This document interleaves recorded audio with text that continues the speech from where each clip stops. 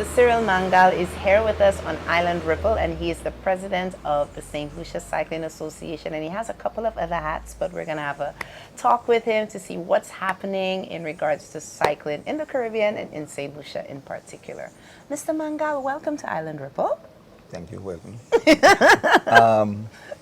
Yeah, we just had to try to get the revival of cycling. As you know, in the 80s, I basically got involved in cycling around 1983, being a student of St. Mary's College. Oh, okay. Played cricket, but at that time we had a race from St. Mary's College road race was from the school to Pigeon Point and back.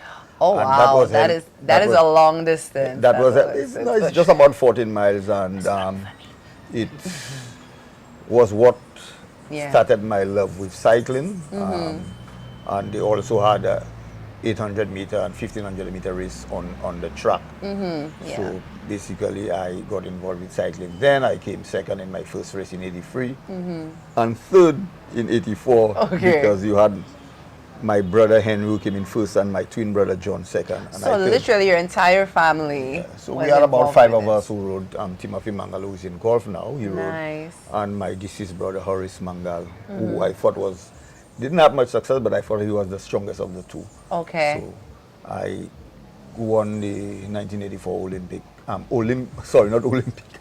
Ovaltine National Day champion on the Kachi City Circuit, which was a really popular area for us to cycle. Yes, so I know that people are asking for that. Oh, definitely. For that now, but the traffic situation has made it difficult. But I'm mainly here to say that we had one race this year, not much promotion, Independence Road race. Okay. So we're going to have a race on Easter Monday to start off the season.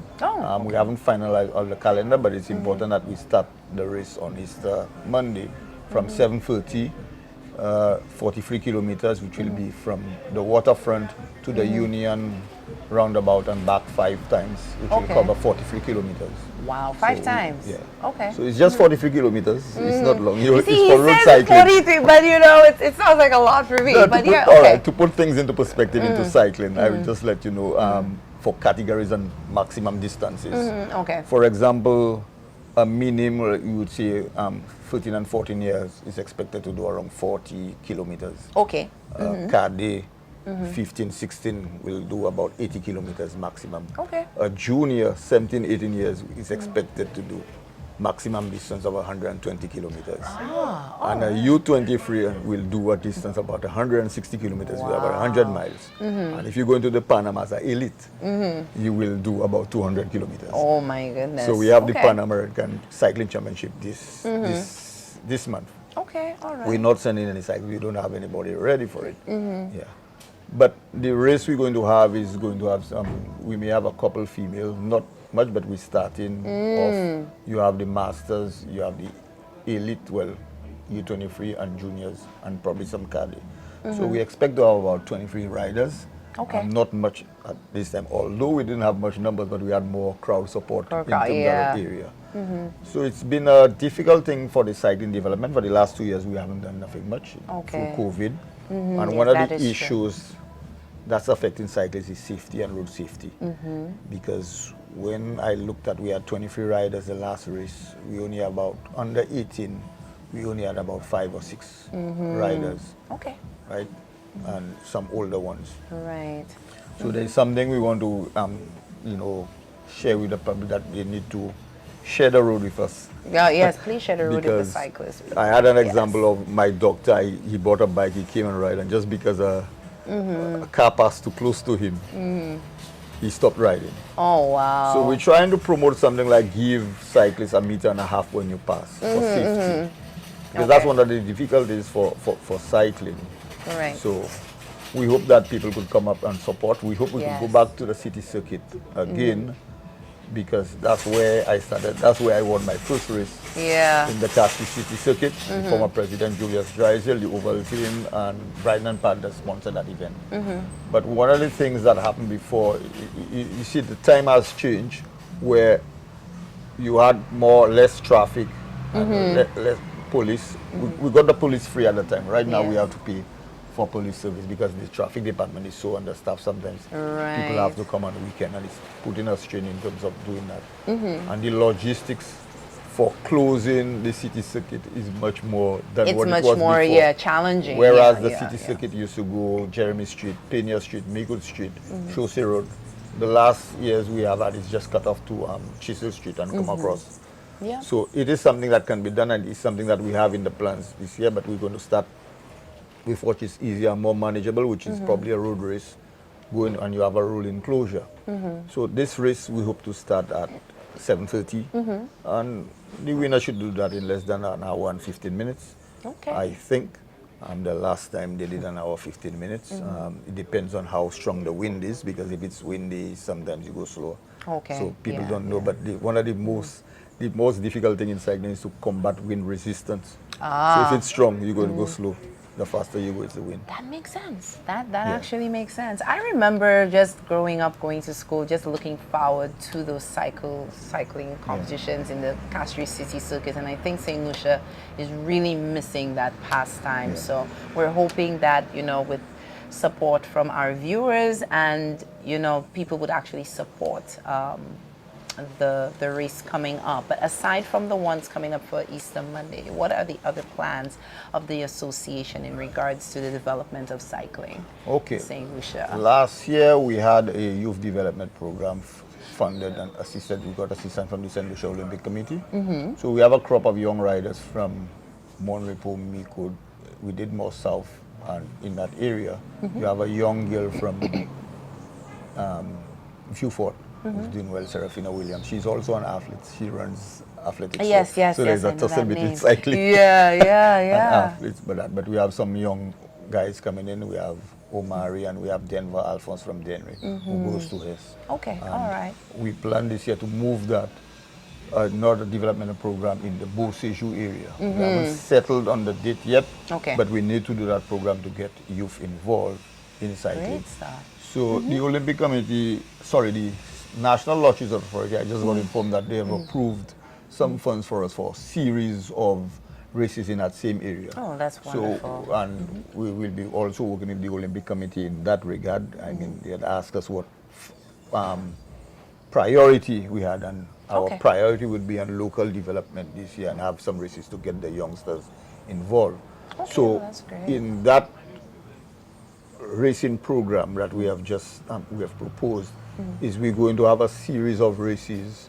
We're going to use that same circuit, waterfront to Mega J. And for the younger ones, we could use waterfront to the VG roundabout and back. It's cheaper because of until we build up the profile and attract more sponsors. We need to start small to build it.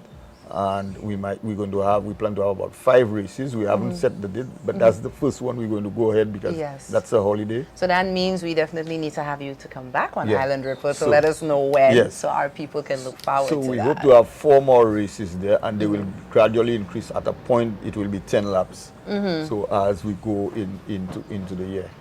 We also have the South Shore area development. I don't know if you know, just behind the Viewfort Fire Station, Gablewood South. Yes. There's there's a circuit of about 600 meters. We have spoken to Invest St. Lucia. Close off and bring the younger ones to have some racing there. So part of that program will be like 5 down south, 5 on month. And we also plan to have monthly recreational ride to make people who just want to have fun. You don't ride fast like it's a race. You probably limit the speed. And we hoping to have every month 1 down south, 1 up north. 1 up north. Okay, all right. Well, that sounds we great. have had some issues where Elvis Joseph had an accident climbing the barrier, a vehicle hit him. And we're planning to do an awareness and almost like a protest in terms of the safety of cyclists on the road. That is important. So it's very dangerous because we have lost racing cyclists on the road before in 1992 and 1990. I think it was Mario Edgecombe and a guy from Denry. No, but Velino.